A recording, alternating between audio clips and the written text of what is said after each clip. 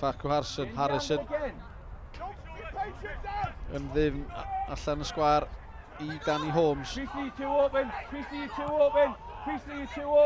Wolf groesiad tuag at Wild arbenniad sydd I ddwylo Leeds I chwarae pwyllog yng nghanol y cae gan Cei Connah. Y Wolf yn yr groesiad leto sydd dalcan Mike Wild ond oedd methu gael y pŵer ar cywirdeb I Bleidsi.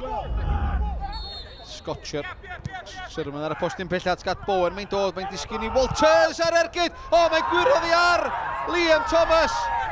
So ddim yn gwybod dim byd amdani. Yr ergyd wych yn y diwedd gan Greg Walters yn taro Liam Thomas. Mi oedd Lewis Brass yn llonydd. Ond I Neil Smothers yn poeni dim, mae dim ar y blaen. Cei Connah dim, Caerfyrddin 1. Mae 3 neu 1. Vickers ar ras lawr. Yn y cwrt Cosby, mae Thomas yn sgwar. Cyfle ti na, ddwy Walters. O mae Liam Thomas yn cam sefyll. Wnaethon nhw ddim cyfri gwrth am ysodiad chwym gan Caerfyrddin, ond efalla yle Liam Thomas di gwneud yn well a fanna. Di dileu rediad Llathan neu ddwy. Wnaeth ddim cyfri. Fyny tuag at Harrison. Cylgiro gan Carroll. Pŵl I Callum Roberts. Mlaen wedyn tuag at rediad Insel lawr y sianel chwith o'r cae. Insel yna flaen Vincent. Roberts. Tu mewn os o gyfle I Cei Connah Roberts. Mae'n disgyn I Wild. O, mae Wild I methu mae Roberts I taro traws. Oddi ar y llinell. Bacare. O, mae'n taro chwaraewr I hun. Dwi'n meddwl a Sherman gath I oddi ar y llinell.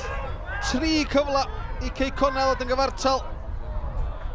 Itzi y traws a Sherman i'r adwy.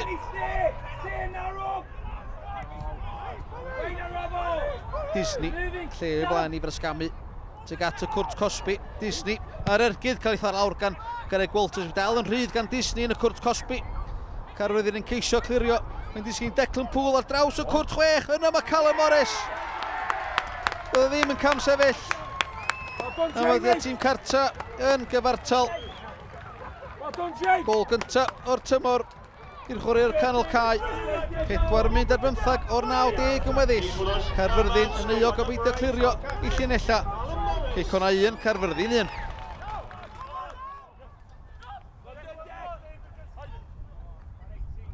Waith da gan Thomas. Pwy am Bowen yn y cwrt Cosby mewn Bagley. O, ni'n meddwl bod yna'n gico Smotyn. Na, medda Kevin Parry. Mae Bowen di troi yr amddiffynwyr yn y cwrt Cosby. Dim trosedd.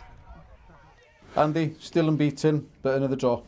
Yes, exactly. You know, not what I envisaged at the start of the season, you know, but it's unbeaten, Juice, you know, and we've got to take that because in 2 of the games we've gone behind. And I know in this league how difficult it is. And, you know, I'd like to back me and back my team that if we got our noses in front, you know, we would see it through.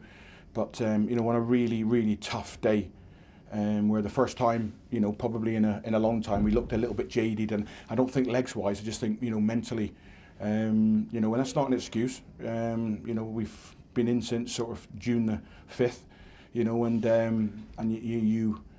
you want to freshen things up, and you know, but you know, the squad is what it is, and you know, the boys, I'm asking big asks for them, you know, especially in the 2 games in sort of 72 hours. It's tough, you know, it's tough. And I just thought we looked a little bit, leggy. And I don't think it's physical, I think it's more mental. So, you know, that's something that we're going to look at and try and brighten things up this week in training and get ready for a tough game at Bala on Friday. Neil, first point of the season, not a bad place to get it. Absolutely, you know, it's a tougher place to come in the league. So to come up here and get our first point of the season, you know, it's nice to be up and running, nice to get a point on the board. So yeah, hopefully now that's a start for us. And after they equalised, you had a shout for a penalty. Your view on that? I don't think it's a shout, to be honest. I think it's a Stonewall penalty. I don't think you'll get any clearer than that. The ref is 5 yards. You can see it. You can hear the contact. It's a Stonewaller, as far as I'm concerned.